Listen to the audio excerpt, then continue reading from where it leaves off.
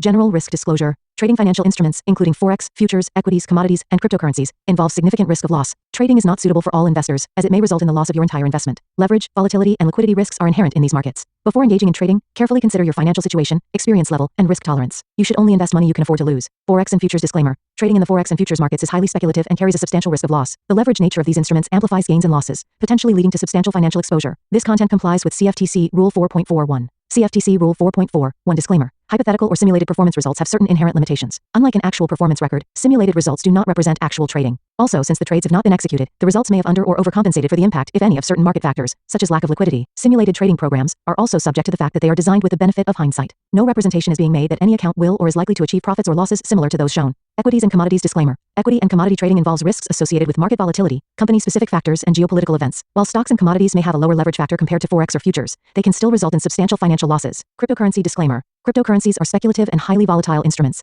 Trading cryptocurrencies involves additional risks, including regulatory uncertainties, security vulnerabilities, and lack of liquidity. Cryptocurrencies are not regulated by most governments or central banks, and their value may be affected by external factors such as news events and market sentiment. Regulatory references. In the United States, this content adheres to the regulatory standards of the Commodity Futures Trading Commission, National Futures Association, and Securities and Exchange Commission. In the European Union, trading practices comply with the European Securities and Markets Authority standards. Global compliance, content aligns with internationally accepted guidelines, but laws vary by jurisdiction. Consult with a licensed professional in your area. Past performance disclaimer. Past performance is not indicative of future results. Any historical results or performance shown in this content are for informational purposes only and do not guarantee future performance. Educational content disclaimer. The information provided in this video is for educational and informational purposes only. It is not intended as investment advice, nor should it be construed as a recommendation to buy, sell, or hold any financial instrument. Always consult with a licensed financial advisor or regulatory authority in your jurisdiction before engaging in trading activities.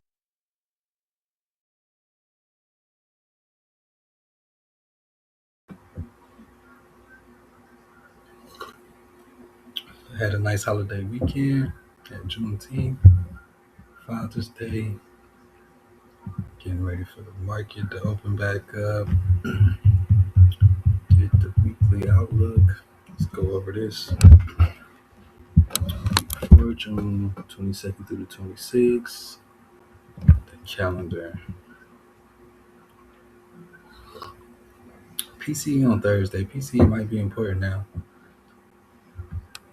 Remember Kevin Walsh, he wants to get the data better, not through surveys, which is smart. So we really got to start watching this. Very drawn to US red folder. Thursday is the day.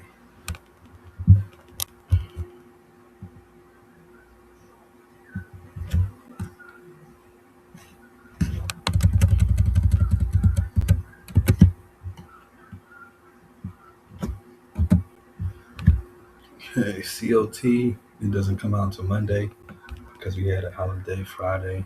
So we'll get that data tomorrow. The Fed watch is interesting because I ain't seen hike in so long. 38% hike. We was betting on the ease, and that was like the bullish sentiment. Now this hike is like it's getting bearish. What the Fed is saying for the 29th meeting, 61% no change, 38% hike. And then usually hawk is set up because the market is assigning nearly a 40% chance of a hike, not a cut. What Watch actually cares about. The transcripts. I got the transcripts from the meeting. Inflation is the number one priority. He repeatedly said we would deliver price stability. Inflation has been above target for 5 years. The Fed has the capacity to get inflation back to 2%. Okay, so he said he's not playing about that. Marsh is not looking for weak housing, weak manufacturing, so that'll be PMI, consumer spending. He want everybody to spend more money. Okay, softer consumer spending. He's looking for whether inflation is cooling. If inflation stays sticky, he would tolerate economic weakness longer than Powell likely would. Okay. Watch inflation more than employment.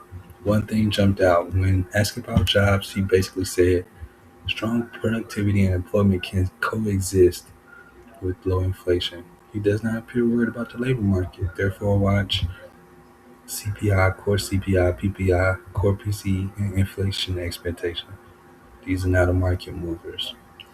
Energy prices matter more than before. Watch specifically reference Middle East conflict, energy inflation, and supply shocks because of the Iran situation. For traders, we got to watch oil, Brent, Strait of Hormuz, Iran. If oil spikes, inflation expectations rise, hike odds rise, 2 year treasury yields rise.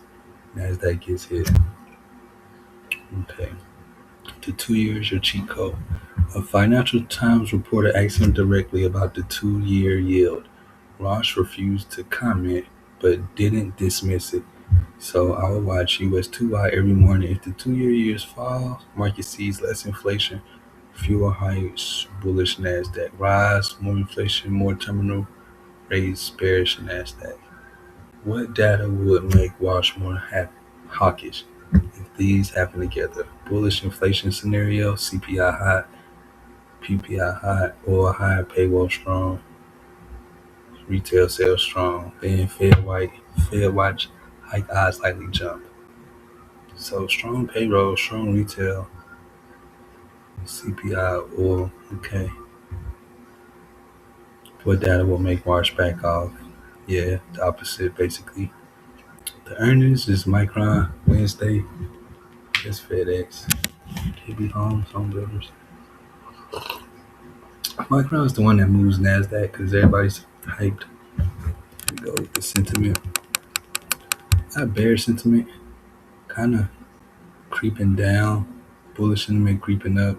But I remember last week it said when this thing gets around 40, you can expect a pullback. And I'm starting to see that, how this kind of flows. So you see this is pulling. It actually went back, but as this gets closer to 40, we might see a pullback because we might just be consolidating. This is not a directional sentiment read. It seems normal in my opinion. Here we go for NASDAQ, the levels. Last week was lame. We kind of bounced off this volume imbalance, but it wasn't very directional. Said we could feel the rest of this volume imbalance. Also last week in its entirety looks like accumulation. So we can get phase swing, OLR, all that from this. This is like the base for the next good move. Anchor point interaction, price rejected the BISC at the 20-day low, and we've been bullish from there. The story, the price alignment, world peace, Trump's fixed everything, and SpaceX is the best company. That's the story the news is selling. That's true. Engage is the confidence level. SPX 500 is basically the same. That beast is not as big. I'll watch this candle though because we already swept both sides of it. We can order block candidate. We can come back and react off of here. Take out this high.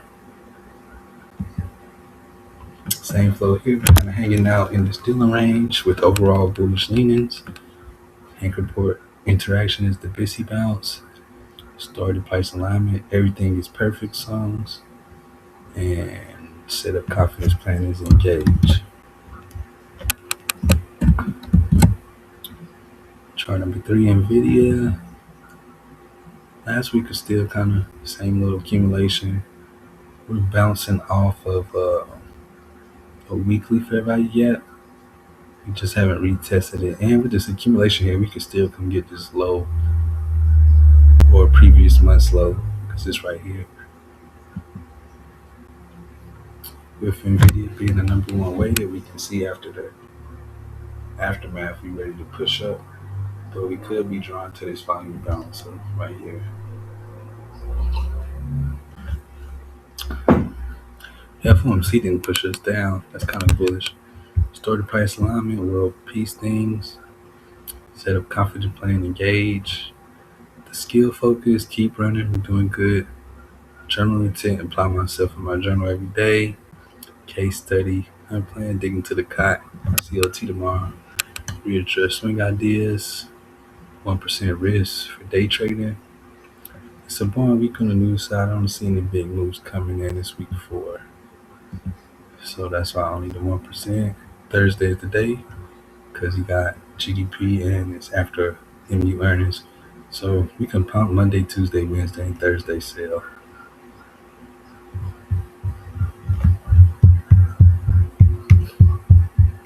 All right, I'm ready for the week now. Keep it cool. Peace.